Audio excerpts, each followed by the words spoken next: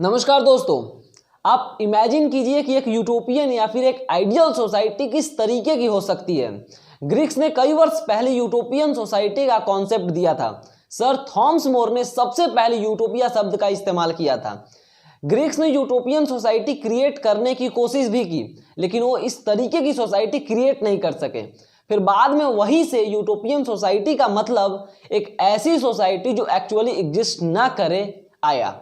लेकिन भारत में एक ऐसी सिटी है जो यूटोपियन के कॉन्सेप्ट से मैच करती है। तो आज के इस वीडियो में हम उसी यूटोपियन या फिर आइडियल सिटी के बारे में ब्रीफ डिस्कशन करेंगे, और साथ ही अगर आपको उस सिटी में सेटल होना है तो आपको क्या करना होगा, इस चीज पे भी हम डिस्कस करेंगे।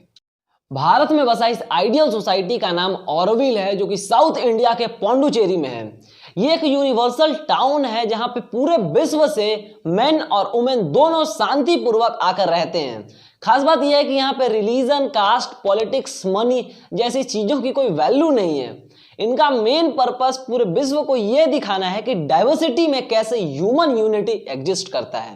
1964 में सर ऑरबिंदो की प्रेसिडेंट मीरा अल्फासा एक रेजोल्यूशन पास करती है एक ऐसे सोसाइटी की स्टैब्लिशमेंट के लिए जो कि सर ऑरबिंदो का ड्रीम रहा था। इसके लिए वो पौंडुचेरी में 20 स्क्वायर किलोमीटर की एक बैरन लैंड लेती है। फिर उसी पे इस सिटी की स्टैब्लिशमेंट शुरू होती है। इस सिटी को रोजर एंगर डिजाइन करते हैं।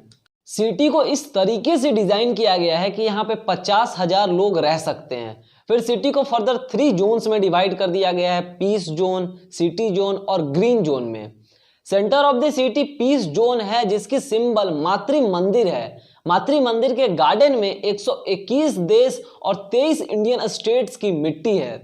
फिर दूसरा जोन सिटी जोन है, जहाँ पे industrial zone, residential zone, cultural zone जैसे जोन्स में डिवाइड कर दिया गया है। फिर तीसरा जोन है ग्रीन जोन, जहां पे ऑर्गेनिक फार्मिंग, डेयरीज, फॉरेस्ट और वाइल्ड लाइफ जैसी चीजें हैं।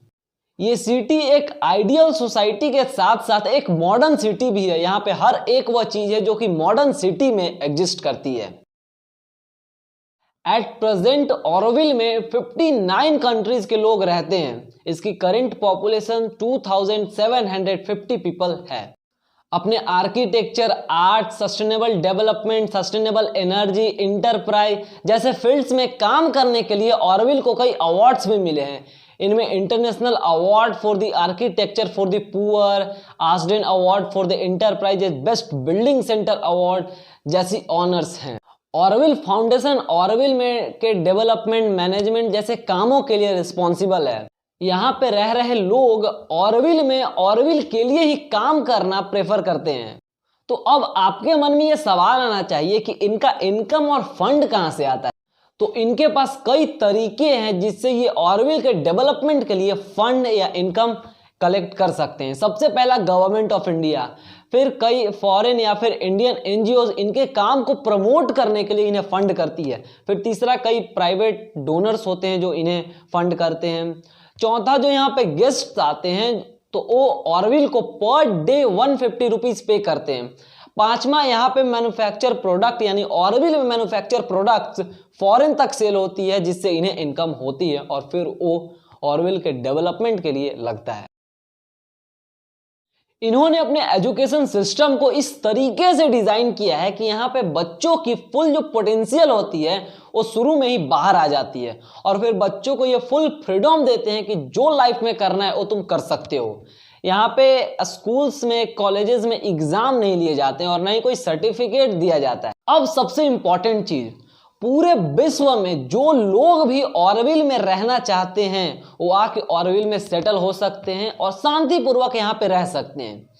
वीडियो के स्टार्टिंग में मैंने आपको बताया था कि अगर आपको ऑरोविल में सेटल होना है तो आपको क्या करना होगा। इस चीज पे मैं आपको वीडियो में लास्ट में बताऊंगा।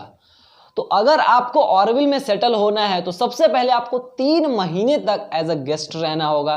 फिर बाद में आपका इंटरव्यू होता है। फिर जो एंट्री सर्विस होती है वो आपको एक्सेप्ट करती है, और फिर 1 साल तक जब आप लगातार ऑरोविल में रहते हैं तो आप न्यू कॉमर्स से ऑरोविलियंस बदल जाते हैं, जो कि वहां की कम्युनिटी द्वारा किया जाता है। मेरा काम ऐसे ही इंपॉर्टेंट इश्यूज और इंपॉर्टेंट टॉपिक्स को आसान भाषा में आप तक पहुंचाने का है। तो अगर आपको मेरा काम अच्छा लगता है तो आप मुझे सपोर्ट करने के लिए मेरे चैनल को सब्सक्राइब कीजिए, बेल आइकन को प्रेस कीजिए, ताकि आगे जब भी मैं ऐसे रियलिटी टॉक्स और रियलिटी कन्वर्सेशन ऐसे ही इंपॉर्टेंट टॉपिक्स पे करूं तो उसके वीडियो सबसे पहले आप तक पहुंचे।